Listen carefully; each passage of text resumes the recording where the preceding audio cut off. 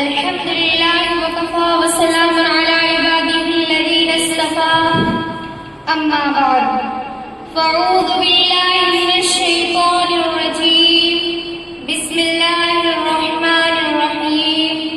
كل من عليها فان وقال كل نفس ذائقة الموت وقال النبي صلى الله عليه وسلم كن في الدنيا كأنك غريب أو عابر السبيل صدق الله ورسوله النبي الكريم آخرت کی فکر کرنی ہے ضرور آخرت کی فکر کرنی ہے ضرور جیسی کرنی ویسی کرنی ہے ضرور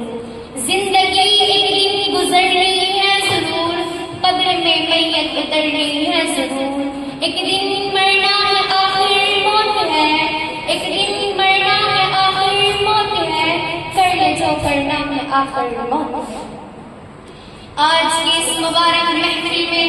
میری تقریر کا عنوان وہ چیز ہے جس پر ساری دنیا کے لوگ متفق ہیں، جو بھائی کو بہن سے اور بہن کو بھائی سے جدا کر دیتی ہے، جو بچوں کو ماں باپ سے اور ماں باپ کو بچوں سے علیحدہ کر دیتی ہے، جو سچے دوستوں کے درمیان غم کا پہاڑ کھڑا کر دیتی ہے، جو سمندروں کے موزوں میں بھی آ جاتی ہے اور جنگلوں کے سناٹے میں بھی، جو کوٹھی بنگلے اور محفوظ قلعوں میں بھی آ جاتی ہے، نہ اس کی پکڑ سے بڑے بڑے منصب اور عہدے والے محفوظ ہیں، نہ ہی امیر دولت مند رات کے اندھیرے دن کے اجالے اس کے لیے برابر ہیں،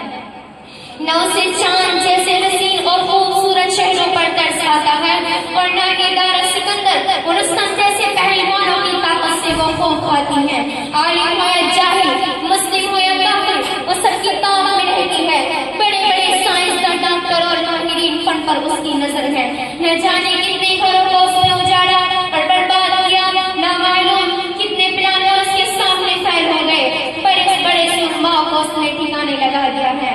نمرود کی بادشاہت، قارون کی دولت اور فرعون کا تکبر اس نے خاک میں ملا دیا ہے۔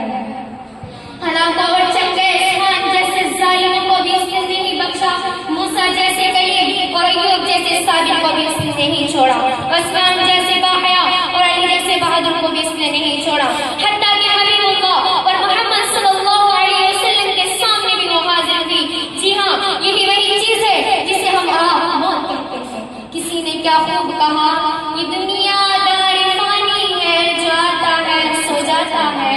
یہ دنیا دار فانی ہے جو آتا ہے سو جاتا ہے، نہ اس میں انبیاء ٹھہرے نہ اس میں اولیاء ٹھہرے۔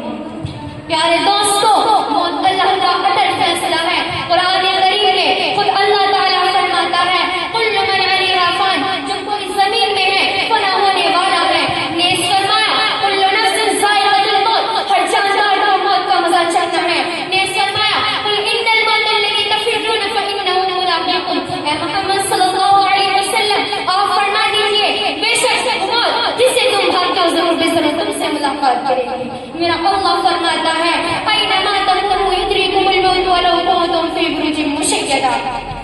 تم جہاں بھی ہو وہ تم کو پکڑ لے گی اگرچہ تم مضبوط قلعوں میں ہو۔ رات دن کا ہمارا تجربہ ہے کہ اس دنیا میں جو بھی آیا ہے اسے جانا ہے۔ اس دنیا میں بہت سارے انسان آئے مگر چل بسے، بہت سے امیر آئے بہت سے غریب آئے سب چل بسے، بہت سے بادشاہ آئے بہت سے وزیر آئے سب چل بسے، بہت سے مبلغ آئے بہت سے امام آئے سب چل بسے۔ یوسف جیسے حسین اور اسماعیل جیسے فرما بردار کی دنیا میں نہ رہے، عمر جیسے فاتح اور ابو بکر جیسے صدیق کی دنیا میں نہ رہے، عمر جیسے باحیا اور علی جیسے بہادر بھی اس دنیا میں نہ رہے، الغرض جو بھی اس دنیا میں آیا باقی نہ رہا۔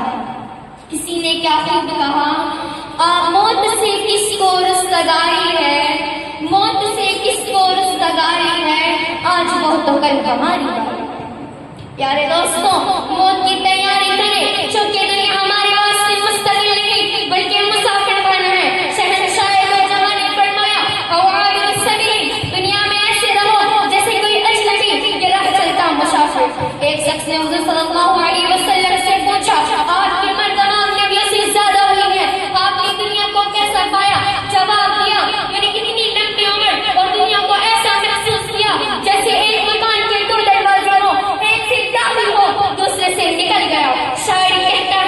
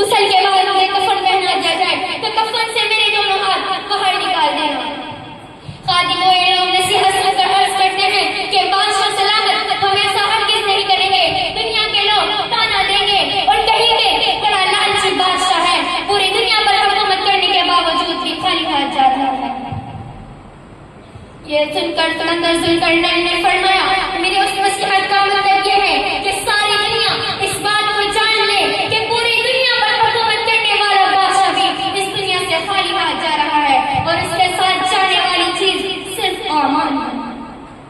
جنت کی عورتوں کی سردار حضرت فاطمہ رضی اللہ تعالیٰ عنہ کا جنازہ جب قبر میں اتارا جاتا ہے تو ابو ذر غفاری رضی اللہ تعالیٰ عنہ قبر کو مخاطب کر کے کہتے ہیں، فرماتے ہیں کہ اے قبر کہ تجھے معلوم ہے کیسی پاک ذات اور بڑی ہستی کو ہم تیرے پاس لے کر آئے ہیں۔ اس سیدنا انبیاء کی بیٹی شیر خدا علی رضی اللہ تعالیٰ عنہ کی بیوی یعنی فاطمہ الزہرا ہے۔ تو قبر نے اللہ تعالیٰ نے قبر کو زبان عطا فرمائی۔ جواب آتا ہے کہ اے ابو ذر میرے یہاں حسب و نسب نہیں دیکھا جاتا بلکہ اعمال دیکھے جاتے ہیں۔ دعا کیجیے خدایا پاک ہم سب کو موت کی تیاری کرنے کی توفیق عطا فرمائے۔ آخر دعوانا الحمدللہ رب العالمین۔ ملے خاک میں اہل شام کیسے کیسے، ملے خاک میں اہل شام کیسے کیسے، زمین کھا گئی نوجوان کیسے کیسے، ہوئے نا عمر بے نشاں کیسے کیسے، مکی ہو گئی بے مقام کیسے